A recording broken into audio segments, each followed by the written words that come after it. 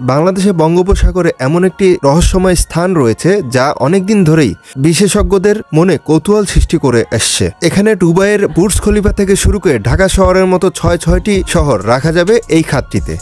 শুধু তাই নয়, বিভিন্ন ধরনের হাঙর, 4 প্রজাতির ডলফিন, তাছাড়াও শত শত সামুদ্রিক প্রাণীর দেখা মিলবে যেখানটাতে।